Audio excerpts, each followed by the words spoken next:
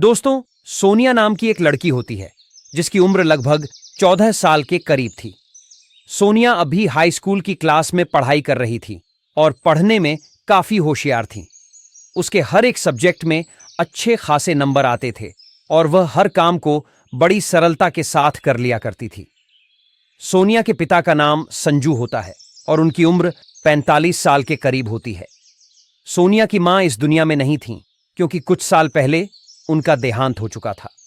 अगर हम सोनिया के पिता के कारोबार की बात करें तो वह मेहनत मजदूरी करते थे और अपने परिवार का पालन पोषण करते थे। सोनिया के पिता का सपना था कि वह अपनी बेटी को पढ़ा लिखा कर एक सरकारी अफसर बनाएंगे, इसीलिए वह मेहनत मजदूरी करके सोनिया को पढ़ा रहे थे। दोस्तों, सोनिया का जो स्कूल होता है वह उसके घर से 3 किलोमीटर की दूरी पर पड़ता है। सोनिया जब स्कूल जाया करती थी या स्कूल से आती थी तो उसके पीछे 5 लड़के पड़े होते थे जो गांव के जमींदार के लड़के होते थे। वह सोनिया को अक्सर छेड़ा करते थे और उसके साथ बदतमीजी भी किया करते थे। सोनिया ने इसके बारे में अपने पिता से कई बार कहा था कि गांव के 5 लड़के उसे छेड़ते हैं और उसके साथ बदतमीजी करते हैं। उसने कहा कि आप इनके खिलाफ पुलिस कंप्लेंट कर दो, लेकिन उसके पिता उसकी बात सुनते तो थे लेकिन कोई एक्शन नहीं लेते थे और चुपचाप ही रहते थे। फिर इस तरीके से 3 महीने का समय गुजर जाता है। अब ये लड़के सोनिया को काफी ज्यादा परेशान करने लगे थे और उसके साथ काफी बदतमीजी भी करने लगे थे। अब सोनिया उन लड़कों की बदतमीजी बर्दाश्त नहीं कर पाती है और अपने घर पर आती है।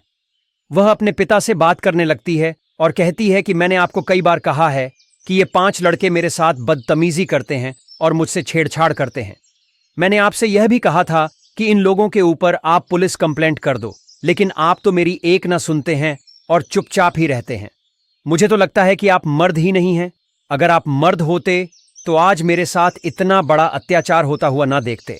अब उसके पिता संजू जब अपनी बेटी की यह बातें सुनते हैं तो दंग रह जाते हैं। उनके होश उड़ जाते हैं और वह अपनी बेटी से कहते हैं कि ठीक है बेटा, तुमने सही कहा है कि मैं नामर्द हूं। आज तुमने मेरा जो सिर है वह शर्म से नीचे झुका दिया है। तुमने आज मेरी बेइज्जती की है। अब मैं तुम्हें दिखाऊंगा कि मैं मर्द हूं या फिर नामर्द हूं। उसके बाद संजू मार्केट चला जाता है और मार्केट से एक टेबलेट लेकर आ जाता है और अपनी बेटी के सामने उस टेबलेट को खा लेता है। फिर इन दोनों के बीच कुछ ऐसा हो जाता है जिसकी किसी ने कल्पना भी नहीं की थी। जी हां दोस्तों, आज की इस घटना को सुनने के बाद शायद आप लोगों को भी बड़ी हैरानी होगी। इसीलिए इस वीडियो में आप अंत तक बने रहिएगा क्योंकि इस घटना से आपको एक बहुत बड़ी सीख मिलने वाली है। दरअसल दोस्तों, यह सच्ची घटना बिहार के समस्तीपुर जिला की है। इसी जिला के अंतर्गत एक छोटा सा परिवार रहा करता था। परिवार में सोनिया नाम की एक लड़की होती है जिसकी उम्र 14 साल के करीब थी। सोनिया अभी 8वीं क्लास में पढ़ाई कर रही थी और पढ़ने में काफी होशियार थी। सोनिया के पिता का नाम संजू होता है जिनकी उम्र 45 साल के करीब होती है। दोस्तों, सोनिया के पिता मेहनत मजदूरी करते थे और इसी से परिवार का पालन पोषण किया करते थे। उनका सपना था कि वह अपनी बेटी को पढ़ा लिखा कर एक सरकारी अफसर बनाएंगे क्योंकि उनके कोई लड़का नहीं था। उनके पास सिर्फ एकलौती बेटी सोनिया ही होती है। इसीलिए उनका सपना होता है कि यह अच्छे से पढ़ लिख जाएगी तो एक सरकारी अफसर बन जाएगी, हमारा नाम भी रोशन करेगी और गांव का नाम भी रोशन कर देगी।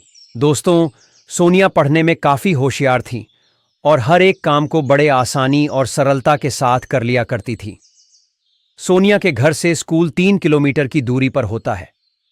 अब इस तरीके से धीरे धीरे समय गुजारने लगता है, लेकिन अचानक एक दिन सोनिया की मां की तबीयत खराब हो जाती है। फिर उन्हें अस्पताल में भर्ती करवाया जाता है। वहां अस्पताल में उनका इलाज चल रहा था, लेकिन इलाज के दौरान उनकी मां का देहांत हो जाता है। अब उनके ऊपर दुखों का पहाड़ टूट जाता है। अब संजू अपनी पत्नी को लेकर घर पर आ जाता है और फिर उनकी अंतिम संस्कार कर दी जाती है। दोस्तों, सोनिया जबकि 14 साल की थी, वह अभी छोटी थी, इसीलिए उसके दिमाग पर अपनी मां का गहरा असर हुआ था। वह लगातार अपनी मां की यादों में डूबी रहती थी और अपनी मां के बारे में ही सोचा करती थी। उसके पिता सोनिया को समझाने का भरपूर प्रयास करते थे। अब धीरे धीरे समय जब गुजरने लगता है तो सोनिया उस हादसे से बाहर आने लगती है। अब धीरे धीरे लगभग 2 साल का समय गुजर जाता है। अब सोनिया की उम्र 14 साल हो जाती है और जवानी में अपना कदम रख देती है। वह इतनी खूबसूरत हो चुकी थी कि अगर कोई भी इंसान उसे देख ले तो एक ही नजर में पसंद कर ले। वह अब हाई स्कूल की क्लास में आ चुकी थी और हाई स्कूल में पढ़ाई कर रही थी। वह काफी मन लगाकर पढ़ाई करती थी। दोस्तों, उनके गांव में एक जमींदार होता है जिसका एक बेटा होता है और उसके 3 दोस्त भी होते हैं। जब इन 5 लड़कों की नजर सोनिया पर पड़ती है तो वह उस पर मोहित हो जाते हैं और अक्सर सोनिया का पीछा किया करते थे और उसके साथ छेड़छाड़ भी किया करते थे। अब सोनिया जब उन लोगों से परेशान आ जाती है तो वह अपने पिता से कह देती थी कि पापा जी, ये मुझे छेड़ रहे हैं, मेरे साथ बदतमीजी कर रहे हैं। लेकिन उसके पिता उसकी एक न सुनते थे और चुपचाप ही रहा करते थे।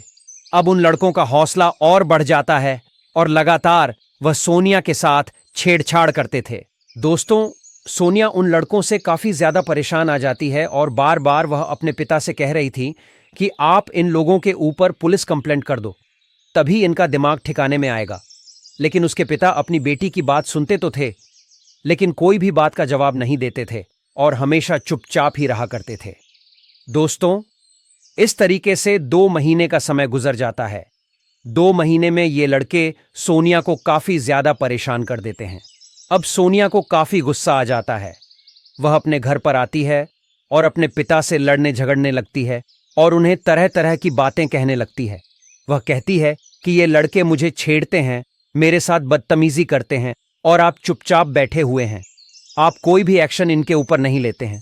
मैंने आपको कई बार कहा है कि आप इन लड़कों के ऊपर पुलिस कंप्लेंट कर दो, लेकिन आप मेरी एक ना मानते हैं। मुझे तो लगता है कि आप नामर्द हैं। अगर आप अपनी बेटी की बात नहीं मान सकते, उसकी रक्षा नहीं कर सकते, तो आपको चुल्लू भर पानी में डूबकर मर जाना ही चाहिए। अब संजू अपनी बेटी की जब यह बात सुनता है तो तंग रह जाता है। उसके होश उड़ जाते हैं और वह अपनी बेटी से कहता है कि बेटी, तुमने ठीक ही कहा है कि मैं नामर्द हूं। आज तुमने मेरा सिर शर्म से नीचे झुका दिया है। मेरा सपना था कि मैं तुम्हें पढ़ा लिखा कर एक अच्छा अफसर बनाऊंगा। मैं नहीं चाहता था कि किसी पुलिस केस में हम लोग फंसे। अगर पुलिस केस में फंसे तो उल्टा हमारे ऊपर ही ये लोग केस डाल देंगे और तुम्हारी जिंदगी बर्बाद हो जाएगी। इसीलिए मैं इन लोगों के ऊपर पुलिस कंप्लेंट नहीं कर रहा था। लेकिन आज तुमने मेरा सिर शर्म से नीचे झुका दिया है, मेरी बेइज्जती कर दी है। आज तुमने कहा है कि मैं मर्द नहीं हूं। तुमने ठीक ही कहा है कि मुझे चुल्लू भर पानी में डूबकर मर जाना ही बेहतर है। अब इतनी बात कहकर उसके पिता मार्केट चला जाता है और मार्केट से एक गोली लेकर आ जाता है और उस गोली को वह खा लेता है। उसके बाद उसकी हालत खराब होने लगती है। सोनिया जब अपने पिता की तबीयत खराब होते हुए देखती है तो घबरा जाती है और आसपास के लोगों को वहां पर बुला लेती है। जब आस पड़ोस के लोग वहां पर आते हैं तो तुरंत ही उसे नजदीकी एक अस्पताल में भर्ती करवाया जाता है। वहां पर उसका इलाज किया जाता है। अब डॉक्टर साहब सोनिया को बताते हैं कि इन्होंने तो कुछ ऐसी दवाई खाई है जो इन्हें नहीं खानी चाहिए थी। अब डॉक्टर उसका इलाज कर ही रहे थे कि अचानक उनका देहांत हो जाता है। अब सोनिया को जब यह खबर पता लगती है कि उसके पिता का देहांत हो गया है तो उसे बड़ा दुख होता है। वह रोने लगती है, चीखने चिल्लाने लगती है और यह कहती है कि अब मेरा कौन है? मेरा तो इस दुनिया में कोई है ही नहीं। अब मैं किसके सहारे अपनी जिंदगी गुजारूंगी? अब आस पड़ोस के लोग पुलिस को फोन कर देते हैं।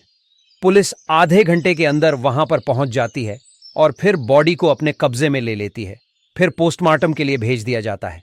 जब पोस्टमार्टम की रिपोर्ट निकल कर आती है तो उसमें यह साबित होता है कि इन्होंने कोई ऐसा पदार्थ खाया है जिसकी वजह से इनकी मौत हुई है।